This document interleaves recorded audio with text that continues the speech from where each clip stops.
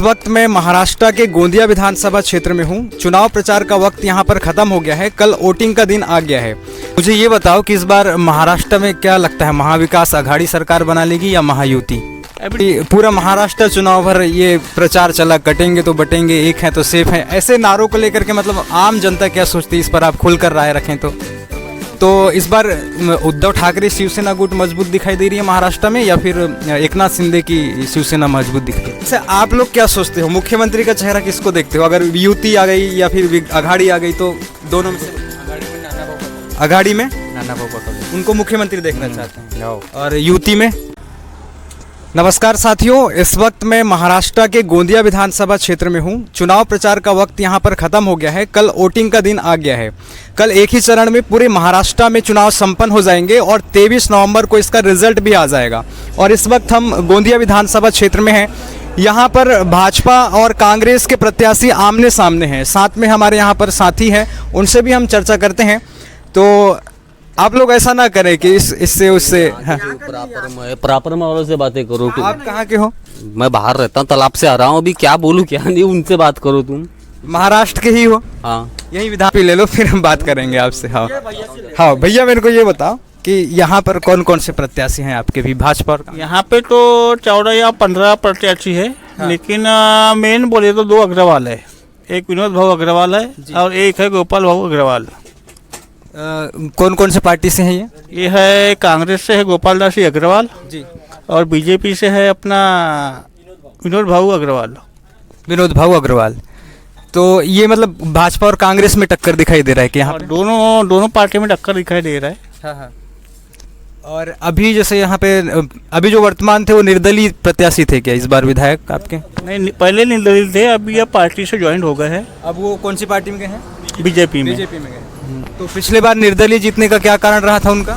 ऐसा था कि काम कर रहा था पहले बीजेपी का। हाँ। लेकिन अगले वाला प्रत्याशी आने के बावजूद उसको टिकट नहीं मिली, इसलिए उसने स्वतंत्र लड़ा है। हाँ।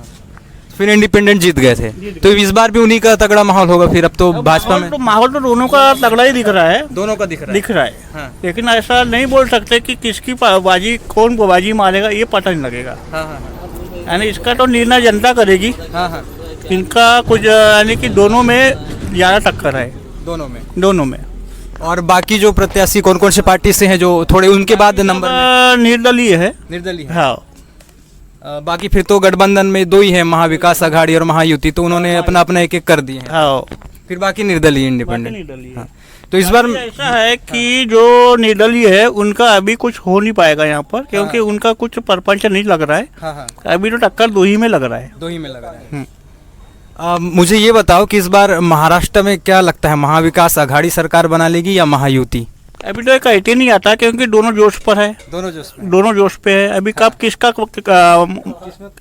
किस पर पलटेगा वो तो बात का मैटर है। हाँ। और ये जैसे अभी पूरा महाराष्ट्र चुनाव भर ये प्रचार चला, कटेंगे तो बटेंगे, एक है तो सेफ है, ऐसे नारों को लेकर के मतलब आम जनता क्या सोचती है, इस पर आप खुलकर राय रखें तो?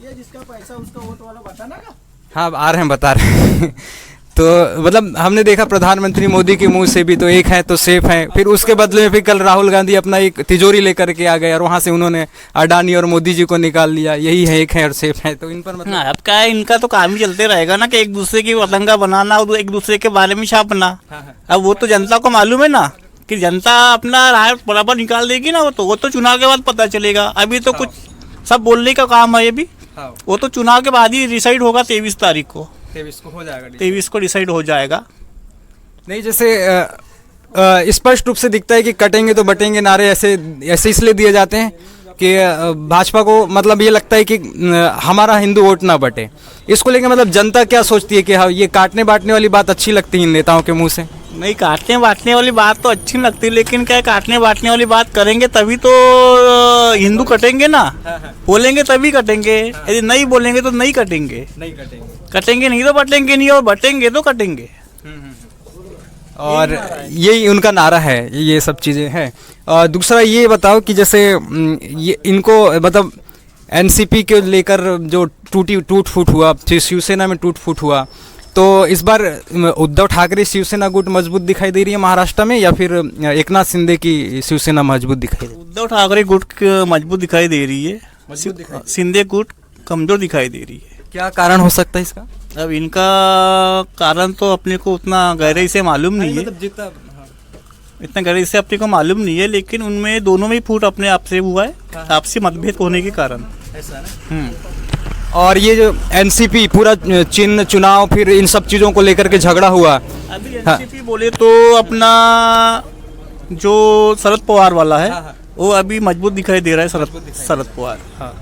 मतलब ये तो बहुत बड़ी बात है कि मतलब फिर से अब जैसे अजित पवार गुट अलग हुआ, बहुत सारे विधायकों को लेके अलग हुए थे, तो उस समय कमजोर दिखाई दे रही थी फिर अजित पवार गुट, मतलब उनके जो चाचा थे उनकी, पर अब इस बार फिर से मतलब मजबूती है।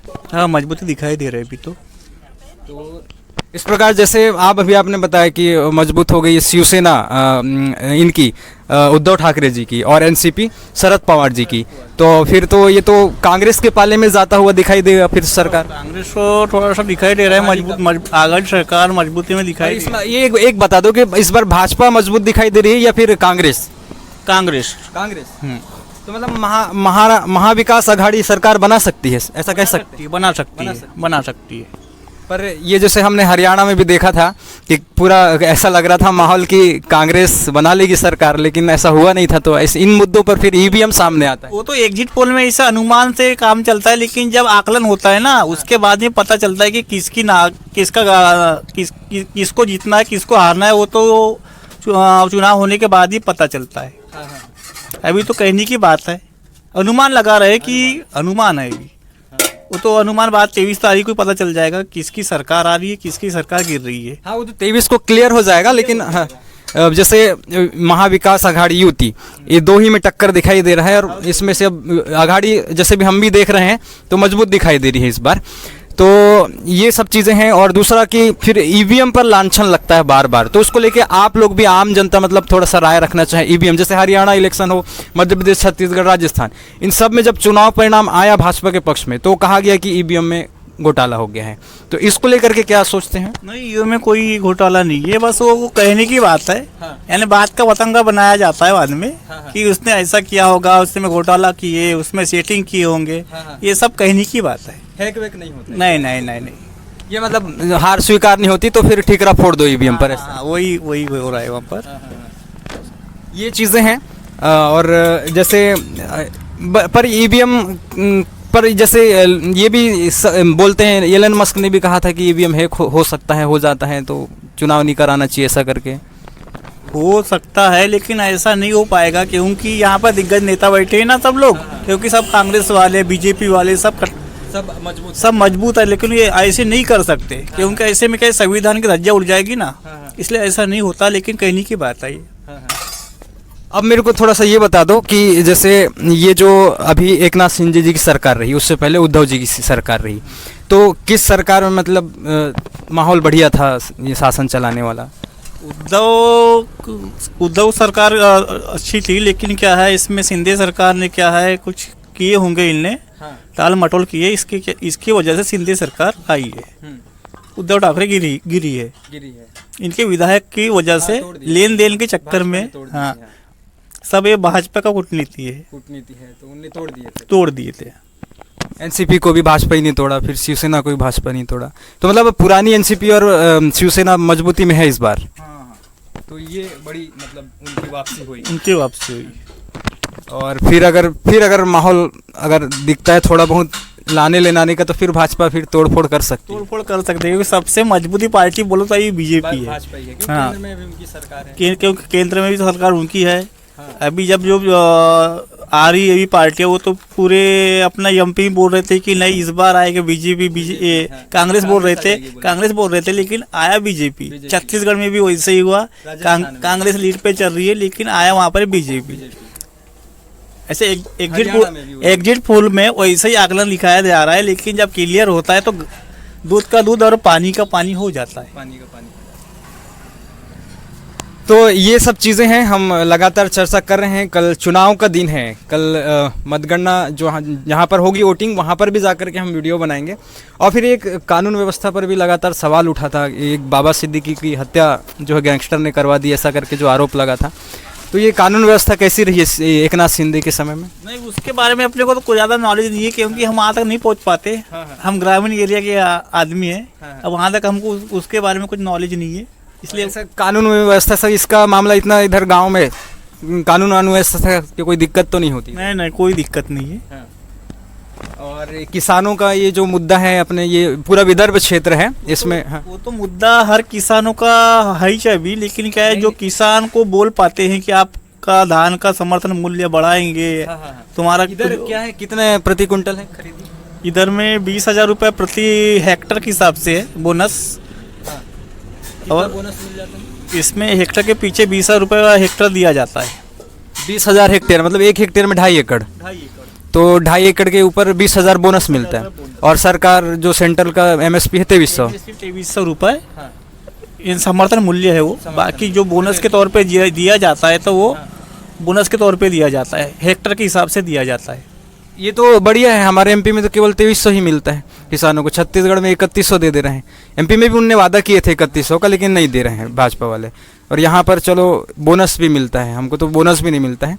और जैसे पूरे देश भर में आप देखेंगे, ये विदर्भ वाला क्षेत्र है महाराष्ट्र का, तो ये यहाँ पर किसानों की आत्महत्या के दर जो है सबसे ज़्यादा रहे हैं। तो उसके क्या कारण है, थोड़ा अगर आप ग्रामीण क्षेत्र वही है, जैसी कर्ज पानी करके कोई भी किसान कर्ज करने के बावजूद खेती करता है, खेती के ऊपर में बिका है, उनको आमदनी नहीं हो पाती। तो आमदनी को चुका कैसे जाएगा, क्योंकि उनके पास कोई ऑप्शन रहता नहीं। ऑप्शन नहीं रहा तो ये लोग फिर क्या सोचते हैं कि हम आत्महत्या करेंगे, उसी में बरी हो जाएंगे। इनको हम भरपाई कहाँ से करेंगे? सेठ साहूकार के पास से पैसे लाते हैं, उसका आमदनी कहाँ से करेंगे ये लोग? इसके वजह से यहाँ पर सबसे ज़्यादा आत्महत्या ही उनको बेस्ट माना गया है उनको। ये संख्या में किसानों की आत्महत्या की दर यहाँ ज़्यादा रही है विदर्भ क्षेत्र में, जिसको लेके मोदी सरकार भी कई बार कटघरे में आई, फिर भी मतलब उतना जो उचित करना चाहिए था वो नहीं कर पाई सरकार ने। तो भैया आप लोग कुछ बोलना चाहेंगे? हो गया? तो ये सब अभी जो हम जुड़े तब बहुत सारे लोग थे, वो सब कहाँ चले गए? आप भी थोड़ा सा बताओ ना। चाय बन गई? चाय बन रही भाव। हाँ, तो बताओ कि मतलब क्या माहौल है इस बार? अब माहौल तो अपने तरफ से बताओ। कांग्रेस का ही है भैया। यहाँ पर हाँ, और महाविकास आघाड़ी सरकार बनाई, हाँ बना लेंगे। और जैसे मोदी जी के, मतलब जो मोदी जी का जो चेहरा अभी तक चमकता था, उसका क्या माहौल है यहाँ पर महाराष्ट्र विधानसभा, मतलब पूरे महाराष्ट्र में माहौल बन रहा है कि नहीं उनका, उनके चेहरे से? उनका भी माहौल बंधा है ना, है ना। लेकिन अपने को ऐसा है कि अपन उतने दूर तो नहीं जा सकते, लेकिन अपने को अपना ही गोंदिया देखना पड़ेगा जो अपने जिले में पड़ रहा है ना। अपना जो विकास कर सके, जो किसानों को जो जरूरत है वो पूरी कर सके, गांव घर का जो काम है वो काम होना चाहिए, वैसे विधायक चुन के हम लाएंगे। तो वो सब काम तो गोपाल दास अग्रवाल जी ने किए थे, और अभी वादा भी की कि और बचा काम मैं करके दूंगा। वो कौन सा भी है, मेडिकल कॉलेज का भी उनने प्रधान ओपन कर दिए, उन्हीं का देन है, जो लाए थे वहाँ से बाहर से। अब उसका देखो क्या होता है, चुनाव जीतने के बाद कब चालू करते क्या करते। और तो मेरे को ये बताओ कि इस बार महाराष्ट्र चुनाव में कांग्रेस, और जैसे कांग्रेस के स्टार प्रचारक में राहुल गांधी और उधर मोदी जी, तो इनमें से एक बड़ा चेहरा चमकता अभी भी मोदी जी है, या राहुल गांधी कहीं आगे निकल चुके हैं मोदी जी? दोनों का ही चमकता है भैया। अपने कैसे अपने अपने पार्टी के लिए दोनों चेहरा चमका रहे, किसको क्या बोलना है अपने अपने। एक पहले राहुल गांधी को एक पप्पू की छवि के रूप में देखा जाता था, उसमें कोई बदलाव आ रहा है या नहीं? नहीं, बदलाव सब वैसे ही है भैया, जैसे जनता में आएंगे वैसे अपने अपने बदलाव लाते हो। जहाँ भी उनकी सभा रहेंगे, सब अपने अपने सभा के हिसाब से अपना अपना चेहरा वो दिखाते हैं।